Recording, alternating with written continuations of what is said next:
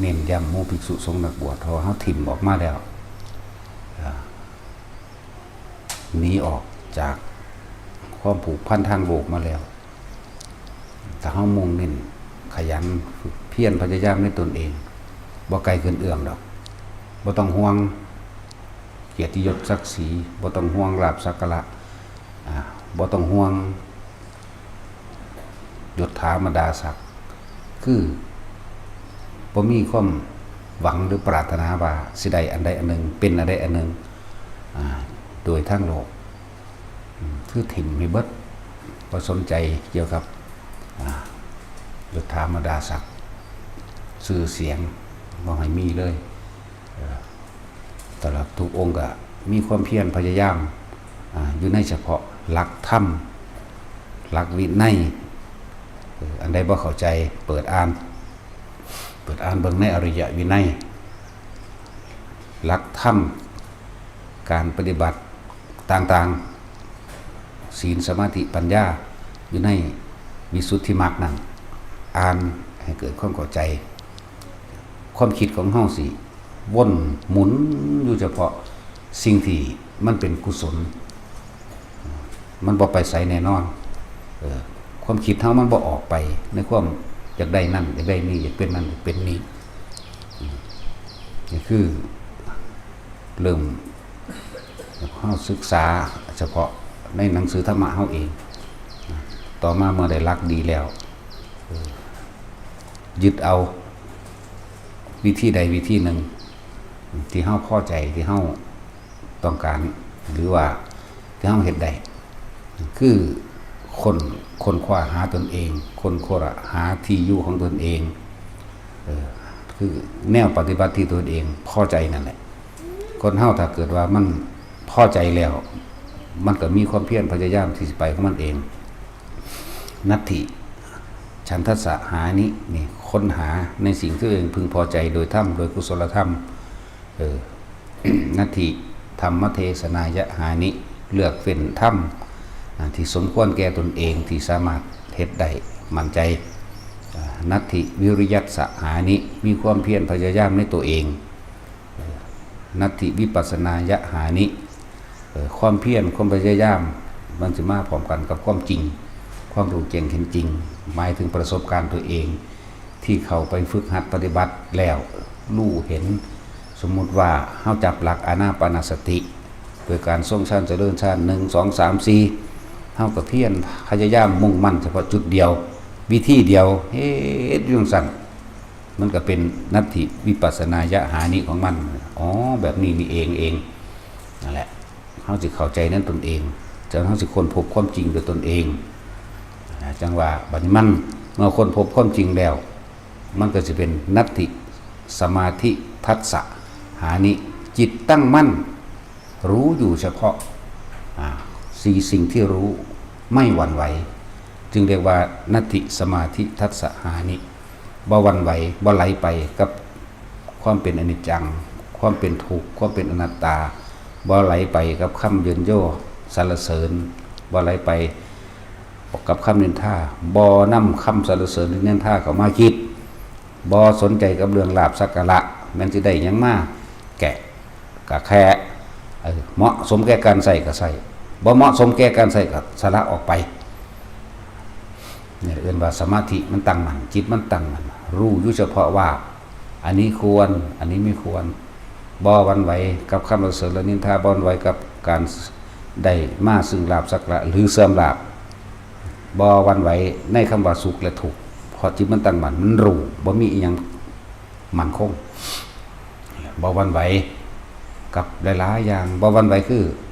บ่นำเข้ามาคิดบ่มีความหวังบ่ตั้งไว้ว่าคนทั้งหลายสิเคารพเฮาต้องเชื่อเราต้องทำตามเราบ่มีเรื่องว่าบ่หวั่นไหวถ้าสิแสดงธรรมก็แสดงไปจังซั่นแหละแสดงไปตามความเป็นจริงเดี๋ยวมันก็สุดท้ายมันก็นัตถิวิมุตติยาหานินั่นแหละคือความหลุดพ้นบัดจิตตั้งมั่นบ่หวั่นไหวรู้อนิจจังทุกขังอนัตตารู้เพราะสิ่งนี้มีสิ่งนี้จึงมีปฏิจจสมุปบาท เหตุและปัจจัยทั้งหลายของสิ่งทั้งหลายทั้งปวงที่มันเกิดขึ้นอาศัยนุ่นเนื่องซึ่งกันและกันให้เกิดขึ้นให้มีให้ดับให้เกิดให้ดับให้เกิดให้ดับไหลไปคำว่าปฏิจจสมุปบาทบ่แม่นแค่ว่าอวิชชาเป็นปัจจัยบังเกิดสังขารสังขารเป็นปัจจัยบังเกิดวิญญาณแค่นี้เด้โดยปุ๊บก็มาเฮาเพราะสิ่งนี้มีสิ่งนี้จึงมีเพราะมีสิ่งนี้เกิดขึ้นอาศัยตรงนี้เกิดขึ้นมีผลจากสิ่งนี้เมื่อมีผลจากสิ่งนี้ผลอันเกิดจากสิ่งนี้ก็ไหลไปเป็นเหตุของสิ่งนี้เมื่อเป็นเหตุของสิ่งนี้ก็ไหลไปเป็นผลของสิ่งนี้เหตุผลเกิดดับเกิดดับนะเพื่อเรื่องเกิดดับก็แค่รู้อยู่กับมันซื่อๆนะบ่หวั่นไหวแล้วคำว่าวิมุตติมันก็เป็นสิ่งที่เฮารู้อยู่ซื่อๆเฉยๆโดยที่เฮาบ่เข้าไปยึดมันถือมันโดยว่าเฮาบ่ไปมีอารมณ์รวมโดยที่เฮาบ่มีความหวังว่าต้องอย่างนี้เท่านั้นอย่างอื่นไม่จริงต้องเป็นแบบนี้นั่นแหละต้องบอกว่าหมู่ภิกษุสงฆ์สามเณรเฮาบวชเข้ามาแล้วมุ่งมั่นเอาแต่ทางเดียวจึงบอกว่ามันบ่เป็นเรื่องไกลตัวเป็นเรื่องที่อยู่ในตัวเองจับลักเอาตัวเดียวบัดนี้ทีนี้เฮาแนะนำให้ใส่อานาปานสติรู้ลมหายใจโดยมือรู้ลมหายใจดีแล้วก็เข้าใจคำว่าฌานคือการเพ่งอยู่ในอารมณ์ที่เป็นหนึ่งจิตหนึ่งก็ว่าไปเฮาเน้นย้ำอยู่ตรงนี้แต่เฮาบ่ออกไปหาสิ่งอื่นหมายถึงคิดแต่เฮาบ่นำสัญญาต่างๆเรื่องราวต่างๆที่ผ่านเข้ามาในชีวิตแล้วบ่นำเข้ามาคิดอดีตหรือสัญญาก็ถูกดับไปเวทนาหมายถึงความพอใจและพอใจในความอยากให้เป็นเกิดขึ้นเมื่อใดมันก็ดับจิตสลัดสัญญาก็ว่าสัญญาเวถึงจะนิโรธก็ว่าดับความรู้สึกนึกคิดลักดับความคิดหมายถึงบ่นำสัญญาเข้ามาคิด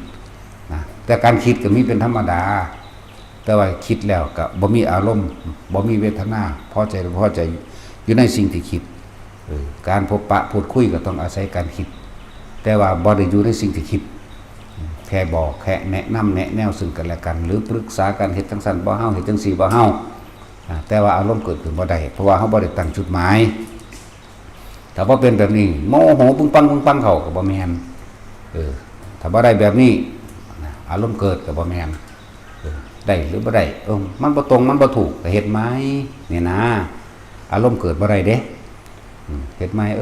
มันบ่ตรงมันบ่ถูกมันฮู้จักควรและบ่ควรมันจักถูกหรือบ่ถูกอยู่แต่ว่าบ่ยึดอารมณ์ก็เกิดบ่ได้นั่นแหละจังว่ามันถ้าตั้งใจใส่มันแล้วความคิดของเฮาบ่ออกไปหา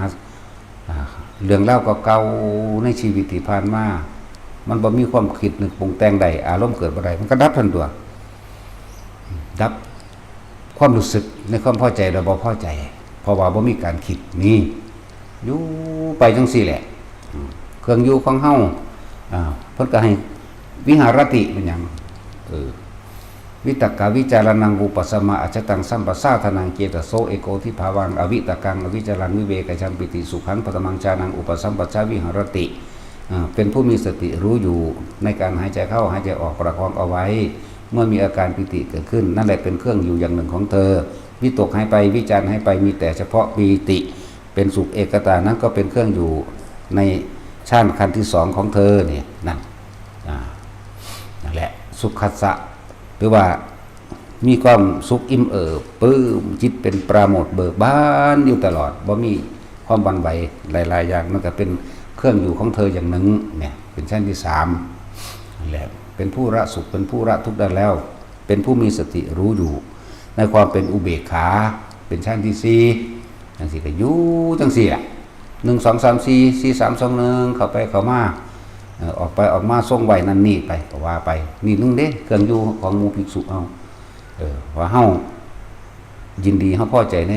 การบวชแล้วเฮายินดีเฮาพอใจในธรรมแล้วเฮาศึกษาธรรมะดีแล้วเฮาเข้าใจรอบรู้และรู้รอบในสิ่งทั้งหลายทั้งปวงดีแล้วความเพียรพยายามของเฮาก็อยู่วิปัสสนาก็รู้แจ้งเกิดขึ้นแล้วสมาธิกับจิตเรียกว่าตั้งมั่นแล้วเมื่อตั้งมั่นแล้วมันก็วิมุตติญาณนี่มันก็หลุดกับพ้นของมันไปเอง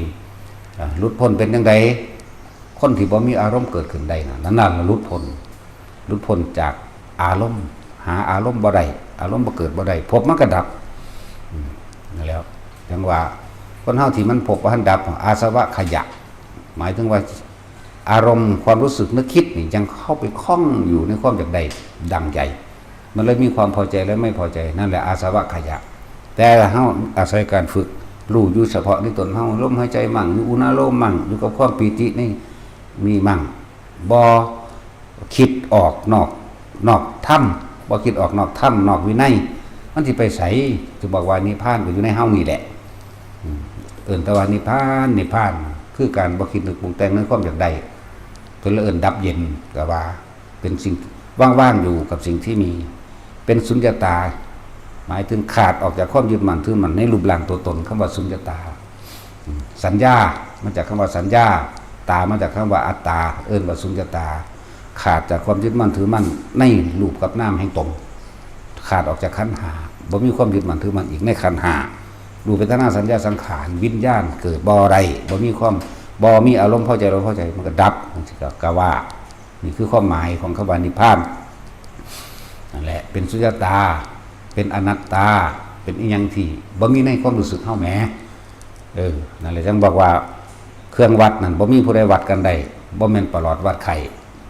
บ่แม่นไม้บรรทัดมาวัดมรรคผลนิพพานกันได้คนผู้นั้นต้องรู้เฉพาะในใจตัวเองรู้ในตัวเองน่ะเวลามันกระทบกระทั่งกันครับเบิ่งความรู้สึกนึกคิดเจ้าของเอาตัวคิดมีอยู่แต่ไม่มีความรู้สึกนี่ต่างหากบ่มีเขาจะว่าเนาะได้ไก่จังสั้นแหละนะอาศัยการฝึกอาศัยการสละท่านศีลภาวนาส่วนพระก็ต้องมีท่านมีศีลมีภาวนาเหมือนกันเพราะว่าแต่ศีลสมาธิปัญญาอย่างเดียวเด้มีเหมือนกันแล้วมันก็อยู่ในหันศีลกับท่านก็อยู่ในกันนั่นแหละท่านการขาท่านการลักแล้วใช่ป่ะล่ะเรื่องว่าศีลสมาธิและปัญญารวบใส่น้ำกันเบิดนั่นแหละยังก็ดีว่ามีอย่างใดอย่างหนึ่งยิงด้วยต่อกันเสมอกันเหตุใดทุกคนและนิพพานถ้าเฮาตั้งใจมุ่งมั่นสู่จุดหมายจริงๆบ่ออกจากความรู้สึกนึกคิดของตนมันต้องเห็นนะเอาละพอ